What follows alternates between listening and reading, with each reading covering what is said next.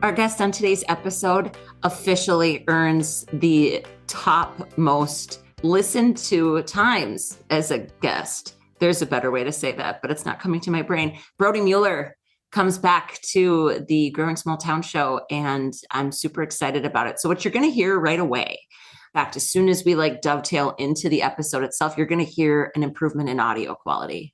Very, very excited to say that after 4 years of podcasting, we are getting a bit more official around these parts. And we are investing in the audio setup that Brodie outfitted. He is a podcast studio in Aberdeen, South Dakota. He's also a board member for Growing Small Towns, our nonprofit. And again, he's just a great guy, great entrepreneur, great friend. And so we consulted with him to ask a few questions, like what should we get? What's reasonable and not way over the top, but better than this USB mic that I've used for these 4 years. I love it. You got to surround yourself with people that they love you enough to say, dude, you got to level up. He called me after there was a particular episode where I actually didn't properly set my settings on my Yeti mic, and it really ended up pretty poor in audio quality. And he was like, dude, you cannot. I'm like, I know, Brodie, I know. So he came up, he brought his setup up, kind of showed me how it worked. And in short order, we purchased his equipment. We will link to those things that we used to record that episode, just because I know a lot of you, some of you have aspirations to do something like this. And I think it's always helpful. But we also talk about the future of the show. And there's just a lot of riffing, but Brodie he's always a really good time, really smart guy. And we're really grateful to have him in our court. I really do encourage you, though, to listen to this episode, because what we're reimagining with the show and with the podcast is actually having a few more kind of specific content buckets as we think about our recordings. And we throw out a few ideas on this episode, like what we think might be cool. But what we here at Growing Small Towns actually care about is what you guys would think is cool. So as you listen to this, if you hear us, you'll hear our enthusiasm for our ideas, because that's just how we present things. But if you listen and you're like, oh, that'd be amazing. Whenever, actually, if it's in the moment, send us a message and let us know that that's what you want to see. Or I should say hear, right? You're going to be hearing it. Or if you hear it and you're like, that's a horse crap idea, don't do that. Please let us know. This is absolutely the episode where we are solely looking for your feedback, because this podcast, so far, our metrics are that we've reached 48 states. We are still waiting on a listener from Vermont and Nevada. So if you know people there, let us know. And then 30 countries around the world. So this is a medium that matters. We love the show. We love doing the show, but we want to engage with you, our audience, just a bit more. And so here are a few ideas that we think might be cool. Ultimately, this is for you. So without further ado, enjoy this just winding and lovely conversation with our buddy, Brodie Mueller. Well, welcome, Brodie Mueller. Thank you. To the Growing Small Town show. Not first time, but long time. That's right. Long time. Love you long time, Brodie Mueller. And again, I always joke. I think the max that I've ever had anybody on our show is 3 times. You're more than a 3-peat. Am I? Yeah. Well, because we recorded a couple of things, some crossover episodes before, and then we did a catch up, like a status check. Remember? That's right. Yep. So this makes you my first 4. There we go. Pete. One more, and then I get the 5. The 5 time. And then I get the jacket, and there's a lounge, right? They're like Saturday 100%. 100%. Have you ever seen those episodes? Yeah. Yes. I actually, the last time I have my 2 friends that were 3-peats, we made the whole joke about having jackets, but no, 5 time. Yep. The 5-timers club. It'll be lonely in there for a while, but I feel like I'll make it work. Maybe we design it as your own little self-care safe haven. I'm okay with Just you and your jacket hanging out. Your emblem can keep you company. Yeah, exactly. Right? Yeah, love it. Well, I'm up here in Oaks today, so you're not in Aberdeen, but I'm up here in the great city of Oaks, South Dakota. Oaks, North Dakota is where we are, home of the Cyclones, I think. Or are you the tornadoes. Oh my God, this is so great. Like, I just saw it on the sign when Cyclones. It is the tornadoes. It is the tornadoes. But okay. cyclones is close. I thought that tornadoes would have been a little bit of a dumb name. It's a sister storm. But the cyclones make sense. Okay. Oh my God. No, so we're talking about podcasting and the future of growing small towns. And the show. And the show. I've done a couple of podcasts of my own, none of which you can find out there in the world anymore. But you've got the best voice.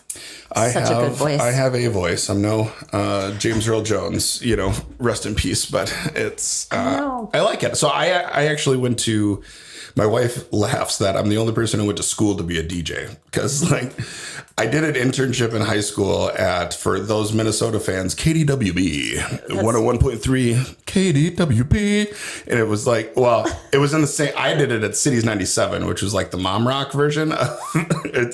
It's a lot of Tracy Chapman and stuff like that. Duncan Sheik. Yeah, I hated that song then, and I hate the cover now. I can't even believe that I just sang that because I hate that song. Fun. Anyway. I have some follow-up questions, sir. Just one. What was your DJ name? So no, I was an intern, so I never got anywhere near the microphone. What did you want it to be? Come on. If you went to school to be a DJ. I mean, with a name like Brodie, it kind of sells itself. But I mean, who is the lead? I suppose they're all like really simple names. Back in Aberdeen, there's a DJ named Adam St. Paul, but that's not his name. It's Adam Springler or something like that, but it just doesn't roll off the tongue. Yeah. So I don't know. I had never thought about what my DJ... Oh my God, I can't believe... I feel like you missed an opportunity here. Well, there's a difference between like wicka DJ and like drive time. Here's Tracy Chapman for the third. Here's Teddy Swims for the fifth time today. You wanted to be the latter? Or the former, not the latter. No. You didn't want to be spinning some. I don't need to wedding dances. Drop any beats. I just wanted to talk on the radio. So little did I know I was just 5 years ahead of my time, because now we're in the golden age of podcasting and anybody can come and do this. So, I know. And you still don't know how many people are listening. You know what's crazy about it? Can we talk about that for a second? So I think I just shared with you that statistically, this show is in the top 25%, just in terms of podcasts. It's crazy. It is crazy, but it's only because I didn't quit. Yeah. I mean, we just haven't quit. And the goal in 2025 is to get a proper cadence. Mm-hmm. We kind of talked about getting the content sponsored, getting some support, because it's crazy, right?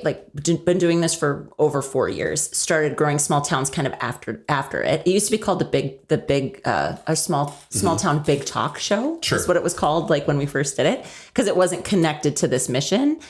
But what's kind of insane about it is just it's of all the things that I've done, of all the places I've been, whether speaking, consulting, kind of you name it.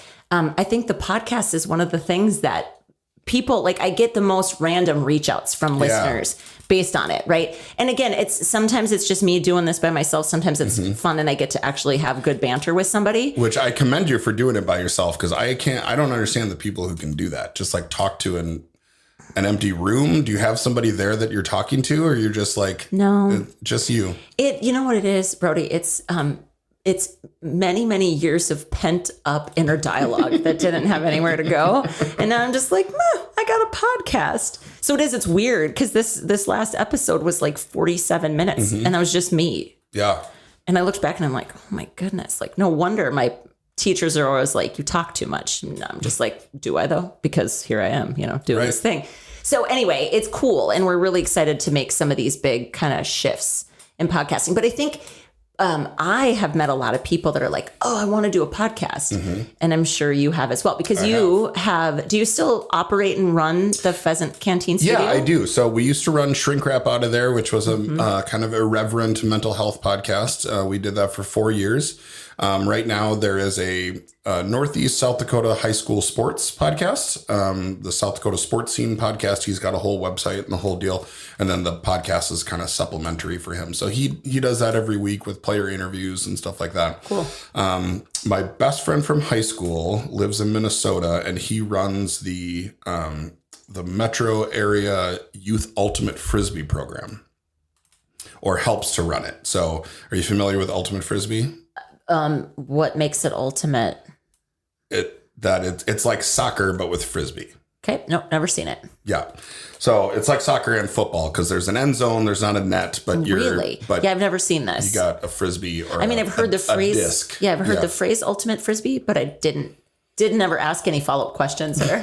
So yeah, we graduated in 2000. Well, he was 2004. I was 2003. And he was helped to start the program in Apple Valley, Minnesota. Cool. And it is since then, the Minnesota ultimate scene has really exploded. So anyway, he and another coach do just for that season. So it's like the April and May. It's a short season, but they'll do a weekly podcast, and I edit that as well. They record that on Zoom, and then I just edit it. Cool. But yeah, I've had people reach out about. I had a woman talk yesterday about doing an audiobook. Yeah. Which the studio can handle. So it's, all these, having a recording studio is kind of there's little things that you can use it for that are nice. I mean, just cutting radio ads. Right. Like you can do it on your phone, but it sounds a little bit better if you do it. Yeah. I'm just so everybody understands we're recording this on your equipment. You brought it up here. But this is basically what we're hoping to replicate here in Oaks. And so we will have a podcast studio here soon at our building at Growing Small Town. So it's kind of exciting because I think for me, a lot of it has just been, and you can speak to this as you want as well. Even though we were a nonprofit and it would seem as though like the trajectory for success, air quotes, for a nonprofit is like somehow more linear or straighter or easier. Mm-hmm. It's not. It's a startup. And so you say yes to lots of things, or at least I did, and I do. And as you go and you figure out, for me, it's this beautiful mix, right, of like where we can help. Mm-hmm. Or in a for-profits case, it's like, what we want to do, what we want to make, what we want to serve, what we want to offer. What I really like and what brings me joy. Mm-hmm. And then hopefully another little concentric circle is where we can make money. Now, nonprofit's a little bit different, right? Because it's not about making money, but you still have to actually pay people to do the work, and there's still costs involved, right? That's what people don't realize about podcasting. I had a woman reach out who wanted to do another mental health podcast, but she was really scared, and she goes, okay, so how do I make money? And I said, you don't. You do it for 4 years, and then you go, have maybe this is something, right? Yeah. Mm-hmm. I think locally there's probably a lot more opportunities for it, and a lot more opportunities to try something for 2 months, right? So maybe it's the coffee shop across the street. If you come in there and tell them Growing Small Town sent you, you get 10% off, and then they track those codes to know how effective their commercial on the podcast is. Yeah. So I think there's a lot more opportunity for that. All I'll say with that too, if you do really kind of hyper localized stuff, and I think we talked about this once, like it doesn't have to be that they pay you ahead. Right. Maybe they pay you on the back end, right? If you run this kind of, and again, if you're, I think the other thing is, it's called trial and error for a reason. Like try it. Yep. If you get people that are willing to try it with you, there's no one perfect way to do this. And I think that's one of the challenging things about podcasts is even the metrics of success. It's like you're going up against like Dak Shepard and the armchair expert. I'm not that. We're never going to be that. Our audience isn't even big enough, right? Like it's, but that's not the only measurement of success. Yeah. It is just raw downloads. Yep. And it's also anything that you look on the internet in terms of like how to get sponsorship for a podcast and what that looks like. Mm-hmm. It's all based on things that don't feel relevant to a smaller, kind of scrappier podcast. To break it down for people so they understand, when you get to a place like Joe Rogan or Smartless or Dak Shepard, they're talking thousands of downloads per episode. Tens of thousands. But that's only downloads. So here's the PSA, people. If you have a podcast that you like and want to support, not only share and subscribe it, but download the episode. You can undownload it or delete it immediately, but the downloads are the metrics that we can see. Just like we can't tell how many people are watching the rerun of Big Bang Theory that's on right now. Mm-hmm. We can't tell how many people are just streaming this. And exactly. I don't know if the tech doesn't exist or what, but we just can't. So if you have a podcast you would like to support, like, share it, subscribe it to it so that you get the notifications. Review it, and then just turn on your auto download. And if size becomes an issue, I think you can set it to where like after a month it drops off or whatever. I think that's really solid advice because that's just it. Like I know that I stream most of the podcasts I listen to. I don't download every episode. And so it's really hard to get accuracy. Yeah. And so I think what I said to you is like, the story that I'll be telling a potential national funder is like, I get dozens of people that just email me directly and say, I listened to this episode and here's what happened. Yep. And that's special. And that matters to me because that's actual engagement. That's how we met. Right. Exactly. Yeah. It's real humans. Right. And now you're one of my people. Yeah. And that is, there's nothing like it. I think it's so special. And I'm not sick of it. I think that's the other big thing. Yeah. Just to get our message out in this idea that I think conversation, really good, enriching conversation, it can spark ideas. It can make people feel less alone. Yep. It can do all sorts of things. It's just conversation. Have you ever had that phenomenon? You must listen to a lot of podcasts too. I do. Yep. Don't you hate it when it's maybe the middle of the week or like Thursday and you're like, I don't have any new podcasts to listen to. Like I've already binged everything. I do. At a certain point, you're mowing your lawn, and so you go through the back catalog of everything of the shows you like, and then now it comes to a day in the week, and you're like, well, what the hell am I going to listen to now? Right. I know. I literally, I have audiobooks kind of on the back burner. I can't balance all of it. It's tough. Yeah. It's tough. I prefer a podcast. Because it's like bite size. It's like a little consumable thing. And you can, if you don't finish it, it's no big deal. But on an audiobook, you got to remember previously on the audiobook you're listening to. And then figure you can't drop it either. It is so challenging. Yeah, I know. I totally agree.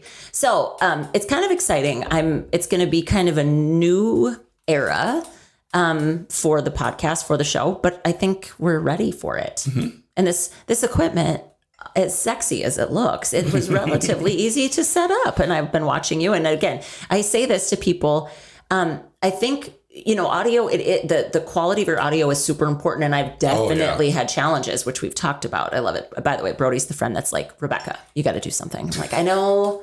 But now he's here until I'm like, you come and help me. We'll fix it, honey. Yes, we'll fix it. And now we're going to fix it. It's going to be great.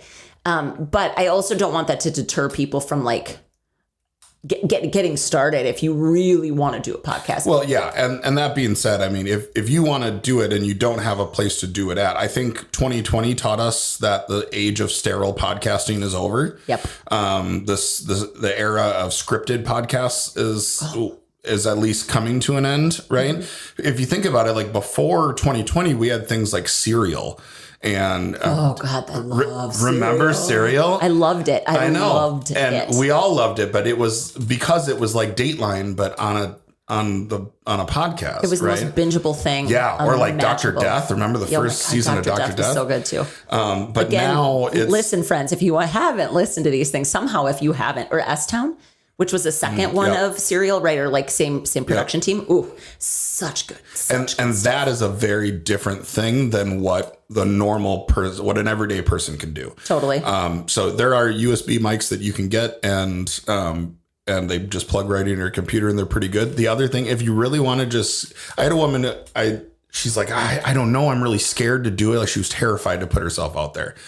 And what I tell people is getting here is harder than being here. Right. This is just a conversation. That's all it is. Yep. So especially if you want to start like a solo type podcast or you just have things to say, just pick up your iPhone. Like your phone is so freaking powerful these days. Mm-hmm. I do all of our social media and video content for our local county fair. I do it all on my phone. Right. I don't have anything. And it doesn't have to be more complicated. It doesn't have to be more complicated. Yeah. So go to your voice memos and just start. Right. Mm-hmm. It's doing the reps. So when it comes to your success and longevity, you put in the reps. Right. Mm-hmm. I've heard the stat, like you got to get 9 episodes under your belt. And then you're like, okay, either I love this and I'm going to continue to do it, or I'm going to pivot a little bit and keep doing it. Or you know what? It's not for me. Right. And all 3 of those things are great, but you got to put in the reps and you got to practice it to do it. And with Shrink Wrap, I think the first 4 episodes we re-recorded. So really? 4 hours of work. We edited it, the whole thing. They slept on it. They're like, nope, I don't like it. We're going to do it again. But you just learn what it's like to be in the studio and what feels good and what your banter is going to be like. Right.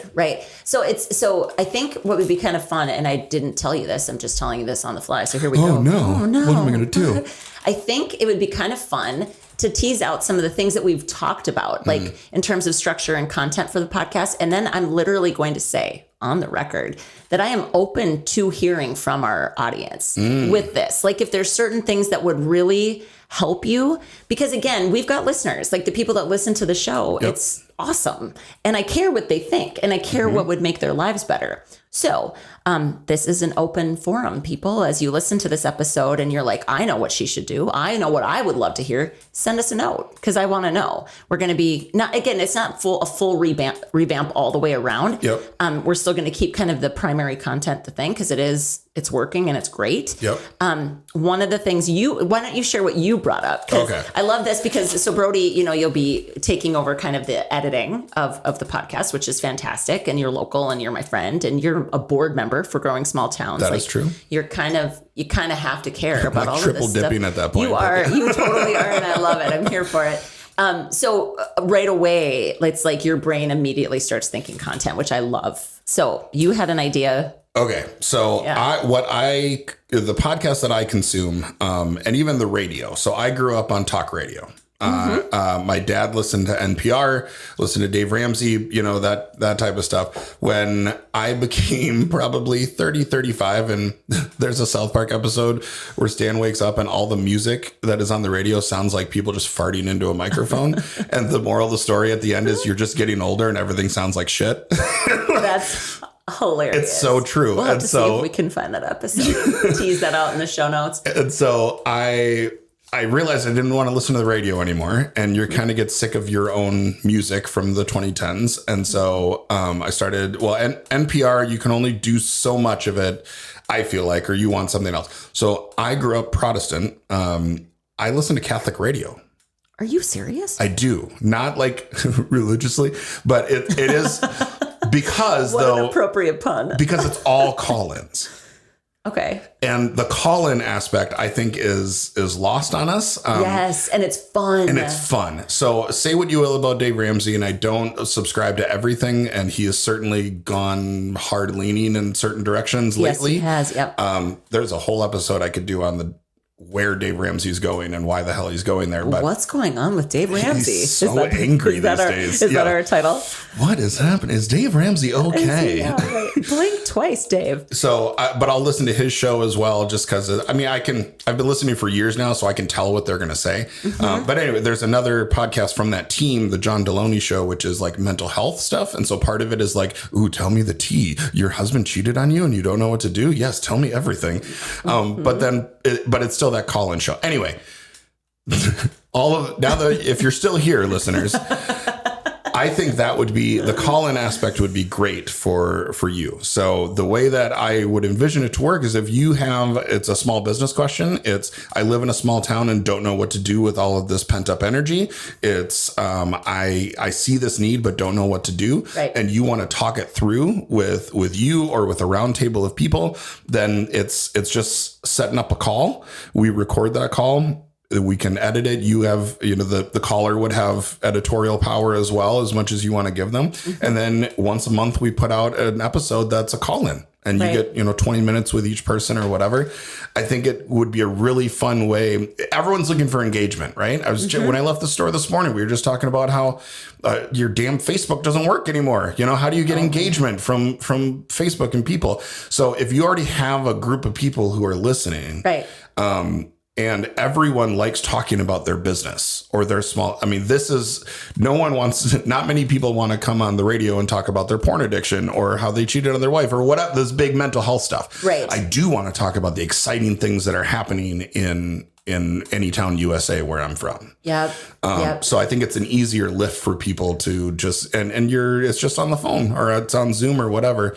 So the stakes are pretty low, but I think that could be a really cool opportunity for you. I kind of love that. And again, it's like, it's literally getting permission from the people. Cause some of the stuff that people want to call in about, of course, is maybe sensitive because they don't want their community to know that it's them. Yeah. I suppose that's a real thing. Yep. I was even just thinking about all of these people that I said that have actually reached out, and then we end up doing some sort of a Zoom call or whatever.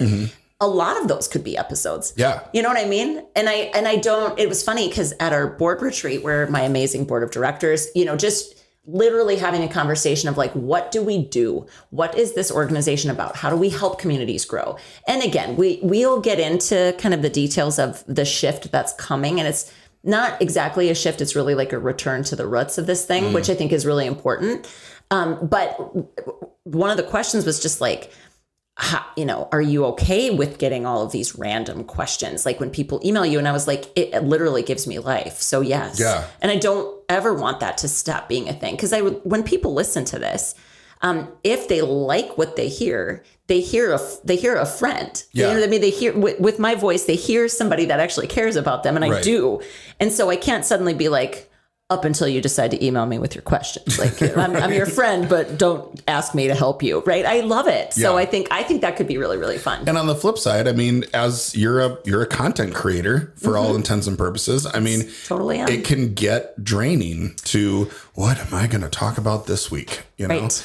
And so, and especially if I'm sure you're much more organized than I was and not going week to week. And you certainly have a 6 week buffer there, just waiting for things in the hopper. We are not buffed in any way. There's no buffer. So, I mean, for you as the audience to solicit feedback and volunteer to, hey, yeah, I'd have this conversation. And the other thing to know about podcasts is it's not live. This is not on air. Right. We could scrap this entire thing after we're done. So, but just the act of recording it, and then it can be used for content. And then you as the guest or whatever can use it for your content as well. I was on this podcast. Yeah. This is what we talked about. Hey, Anytown USA, here are some of my ideas, and you share the show and put it out there. And then it's two birds in the bush or whatever. Yeah.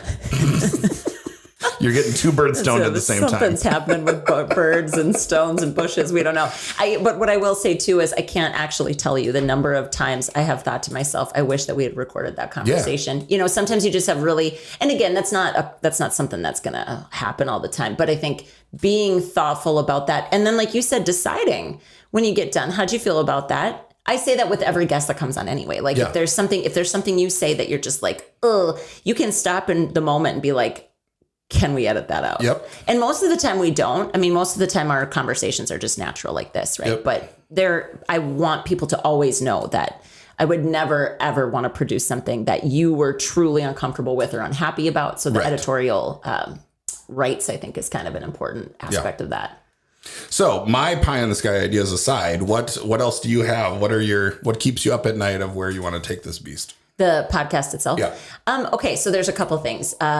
One of the things is that this past election has been a really challenging time. Is that right? Yeah, has it? A little bit. Just a little bit. You and I just jammed for like an hour, which I looked at you and I was like, can you imagine if we had recorded that? Be like pitchforks coming after me. It's honestly less about like who won, who didn't win. It's less about that, but it's more about creating a safe environment to kind of bring up some of these.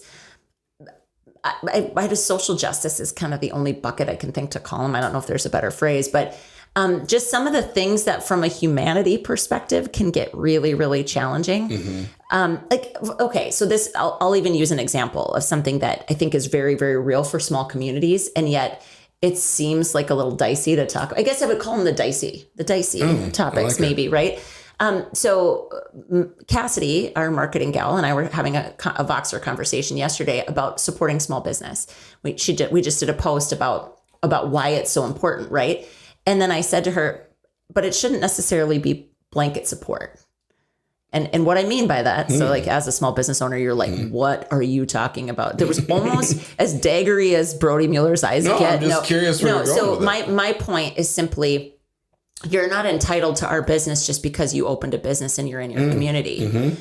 Like you actually do have to be better than Amazon or like whoever you're competing against, right?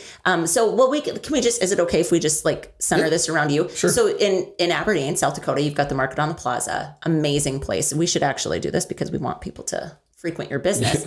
And we'll just focus on one aspect of your business, which is coffee, right? You literally just said, how many shops have opened since you opened Market on the Plaza? 10. 10. And most of them or all of them are chains. Correct. Right. So the city of Aberdeen has 3 Caribou Coffees. I mean, that's worth noting in this conversation. So not only does your product have to be at least as good, what people experience when they come into your store has to be better. Yeah. It has to be better. Because there's also a consistency that often comes with national chains that's hard to match from a local perspective. Like there's a lot of things that are hard to match. You guys can win on environment. You can win on truly on customer service. And so when I say that, I want to be a voice of elevating those aspects that you actually can stand out because you can. It's true. You can outdo Caribou Coffee when it comes to customer service. I know you can. Yeah. And you do, frankly. Right. So those kinds of things, right? So it may not be that they're necessarily social justice topics, but they're the kinds of things that are hard to say and are sometimes the hard truths that we need to be willing to look for.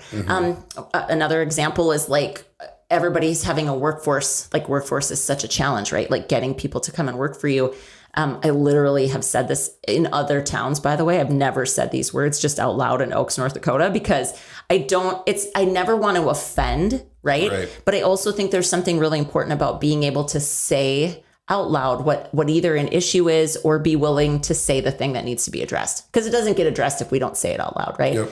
So sometimes I think when everyone's like, nobody wants to work anymore, I can't tell you how often I've heard that in the past 18 months, 2 years. And I just want to look at them and say, like, is that really it? Or do you suck to work for? You know, because as the boss, you're the problem. Yeah. I mean, it starts with you. And sometimes it's not that simple. And I understand that. But let's make sure that we're not looking for something outside of us to blame before we've looked inside and done everything that we can to and within our abilities. Right. Yeah. So I think it would be cool to have maybe like a series of podcasts, you know, getting a sponsor to help us kind of, because I think the thing too is there are national companies that their primary stakeholders are people like us that live in rural places. Yep. And so it's simply asking the question of what do you want? If you could impart anything to small communities and give people something in their brains and in their hearts that would have them move differently, day to day, what would it be? Right. And what could our role be in bringing some of those topics to light? Because I'm so down with getting into the stuff that nobody wants to talk about. Because to me, if everybody's feeling it, then let's just talk about it. Right. So that's one thought. I like it. How does it hit your brain as a small business owner? It's cool. I mean, I think you're evolving or you're dying, right? So that's our take. Yep, for sure. To be able to, I guess, have the space to, as an owner, to be able to have the space to say, nope, this is my fault. You know, I think we like to look outside of ourselves, and just like no one wants to work anymore.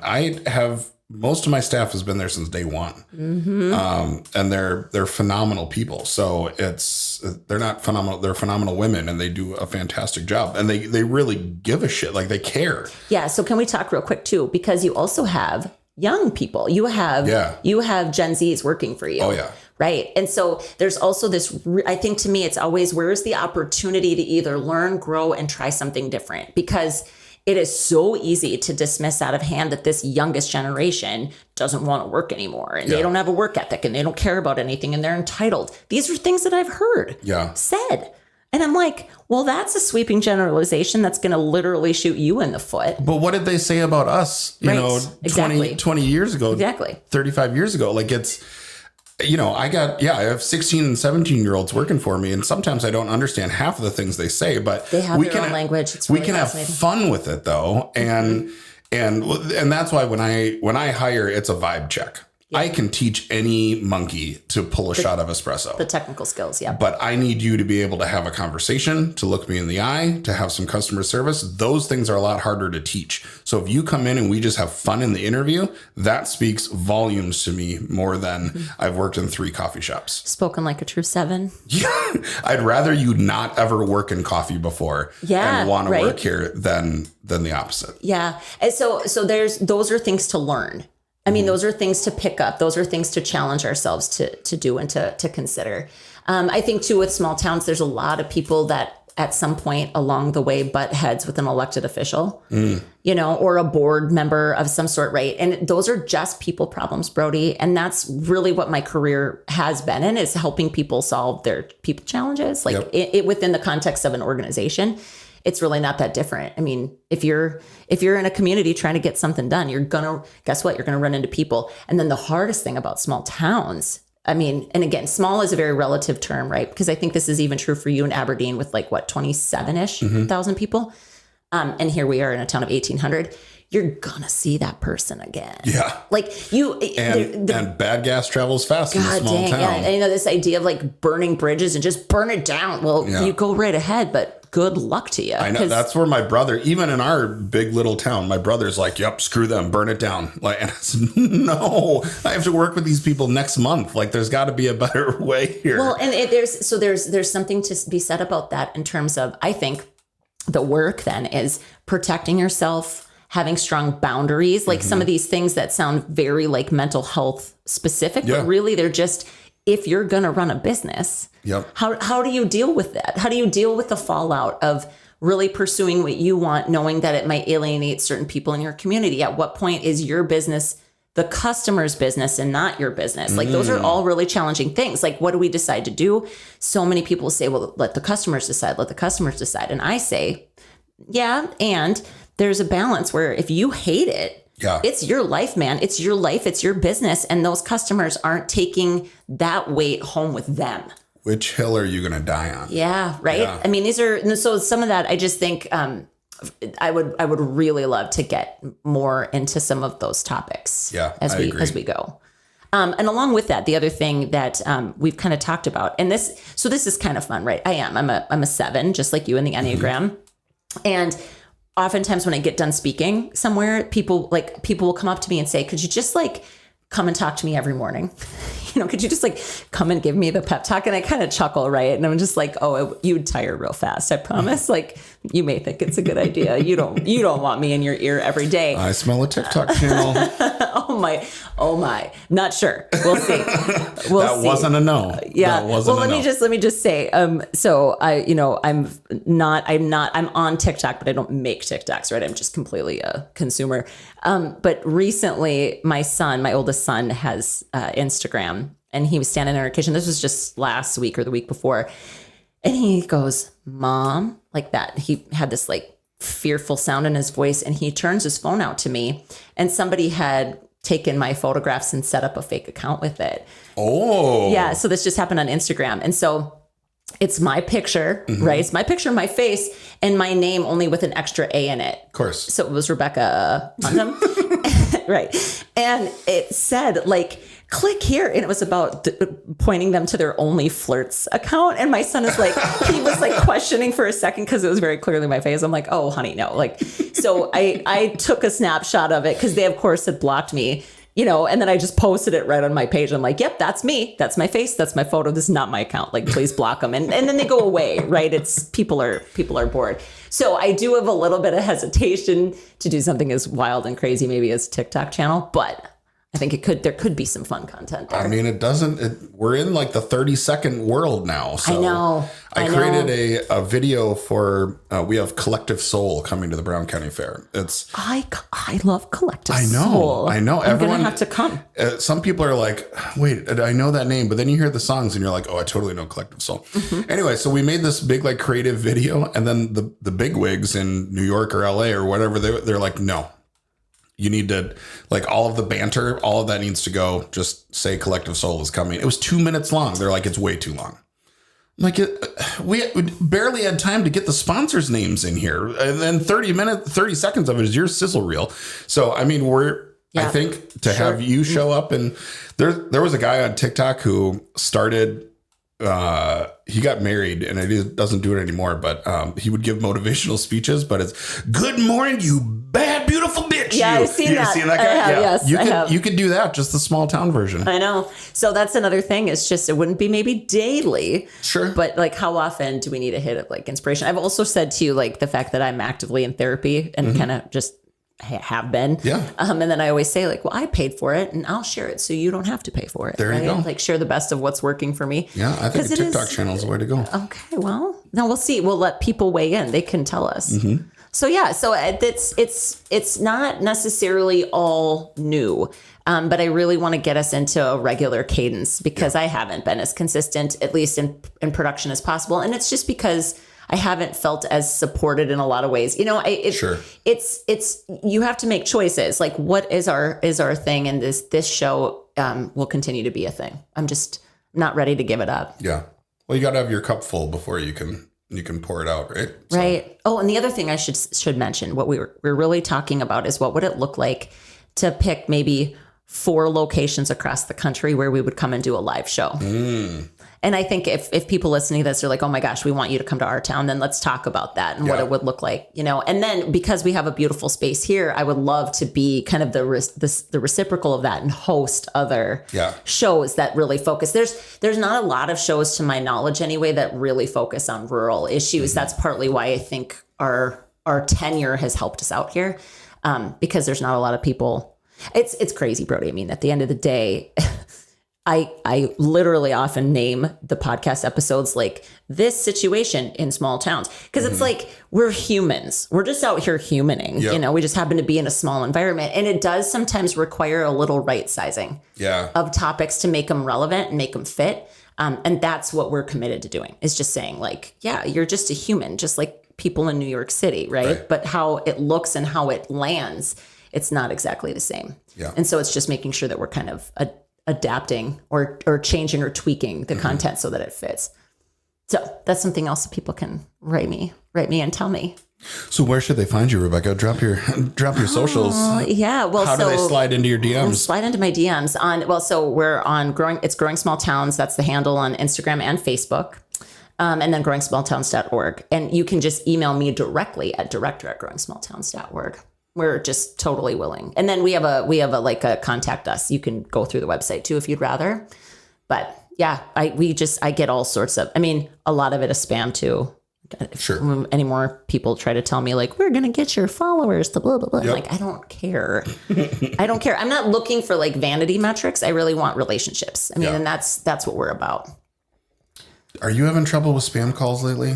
Tons. Ugh. It's absolutely nonstop. It's the worst. I don't need my debt refinanced. I've paid my taxes. I don't need to talk to you. Right. But it doesn't matter how many lists you put yourself on of no, go away, don't talk to me again. I know. Well, can I tell you what's crazy is that there have been a few older people in our community that are actually getting truly scammed. Like they're the scammers. It's just like, if you would put that energy towards being a productive member of society, oh my God, you've clearly got skills, right? Because they're mimicking things that feel so real to these people. Right. They legitimately don't, it doesn't occur to them that it's not. Yep. And they get deep enough. Some of them have lost money. Some of them they just feel really stupid. I just hate people sometimes. I'm like, I love people and I just really hate people. This is why we can't have nice things. It's 100% true. Mm-hmm. Yeah, it's 100% true. Except this is nice things. All of this equipment is super nice and I'm super stoked about it. I appreciate you so much. It's so fun to have somebody like you that has the talent. And like, I would have come and done every episode in Aberdeen. It's just, that's not feasible. And so many of the people that I have on the show don't come to me physically. Yeah, exactly. And so I think, if you're interested in a podcast, the world is so small now. Mm-hmm. We are so well connected that the Ultimate podcast, the Ultimate Frisbee podcast, they record that on Zoom and then they send it to me. So it's not a big deal. Mics do matter, but you can certainly get started really, really easily. Yep. Agreed. And on the sort of the loneliness, or especially as owners, we get out here and we're doing the thing and you're grinding, and then you look up and you feel like you're all alone and feel like all of these problems are your own, And so I think that's why it's really important for a show like this, that it can be that boost of, okay, no, other people are dealing with that too. I'm not just an idiot, because that's where I go to, is I suck at this so badly that I'm going to screw this whole thing up because I can't figure this out. Well, there's lots of other people who are dealing with that too. And there's 2 things I want to say to that. And I've literally, this is part of sometimes when I get asked to speak in a small town, there's like about 10 love notes that I give to people. It's like the people that are trying to do cool stuff, which I would absolutely consider a business owner to be that. One is just to not mistake being new with being sucky at something.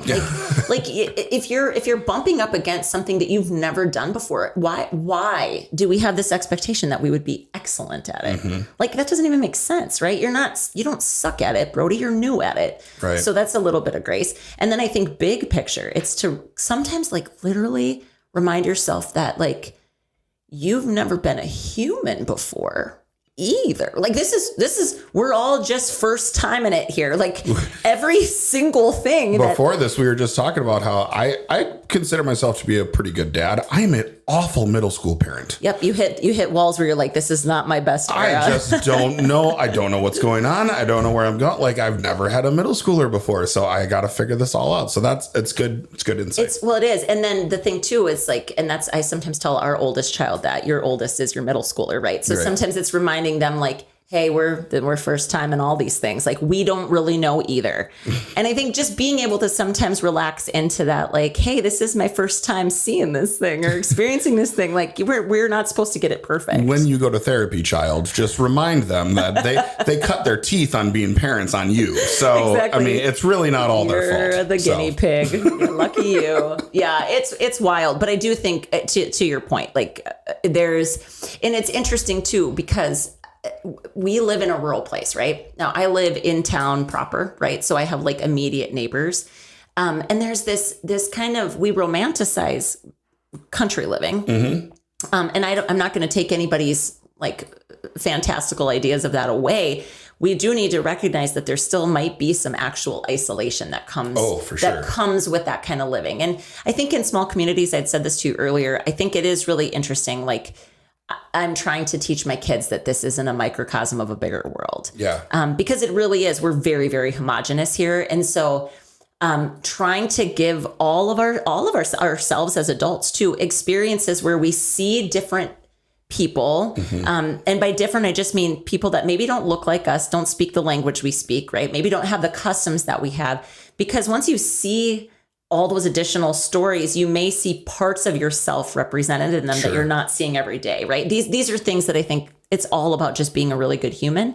And then what does it mean to bring those things back to your community? Yeah. And I mean, we could talk about that for days. Like, is your community, do they want that? Some of them don't. And what if you do and your community doesn't? Like, those are the kinds of things I want to get into, because it's sometimes where there's a lot of heartache. Yeah. You know, whether it's running a business or just, you know, being a human trying to make growth happen or bring new things to town. Like it can be really challenging at times. Yep. And there's got to be a safe place to talk about that. So that's what we intend to create. I love it. I'll be here for it. I know you will.